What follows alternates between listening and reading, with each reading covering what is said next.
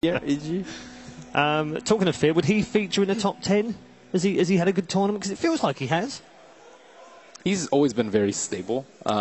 He never loses at Forest team. Yeah, I guess he just got overshined by Sumail a lot. Yeah, but he's been really stable. And Sumail would be in that top 10, surely. Yeah. Some of the games I know he's blown a little bit hot and cold. Some of the first games he had seemed to be a bit quieter, but he's won games almost single-handedly as well. To me, really, to say that Sumail is one of the best, I think his potential is definitely up there. Maybe maybe the best. When he has a good game, he's easily to me top 3 in this international, maybe even further. And that's incredible at such a young age. And, it really is. But I have to say, if I want to be fully honest, that's the way I see it. When he gets shut down early on, I haven't seen Sumail have a high impact with very little. He's not going to be that, I don't know, let's say that Lina that just has power threads and not even a Yules, 15 minutes in, tries to run around and can do the difference. He's going to go, get his farm, and then start, going for moves. In a year from now, he could be the best player in Dota 2, couldn't he?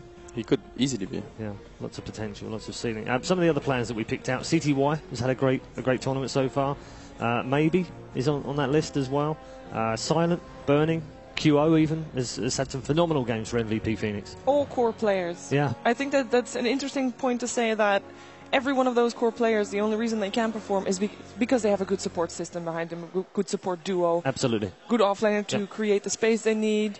And it's really tough to try and get that balance right, to know which player actually made sure that this player could be at the top of their game. Yeah, I mean, FY and Fenrir as a partnership is phenomenal, and I think they've started to show their greatness again, certainly in the last game that they played. Definitely, I chose them as my MVP of the tournament, and that's not going to stop next series. I'm really looking forward to seeing them play again. People say a lot that at this level in top teams, what's going to make the difference is going to be the support players, because the core players are so stable, and they just do what they have to do, and they do what they're expected to do. Whereas support players, especially in the early game, it's a bit more random. It comes more to their own individual decision making. Okay, we're showing the top 5 core heroes behind you right now. Gyro, Queen of Pain's on there, Lina's on there. Anything in terms of the way that we've seen the meta play out through the tournament?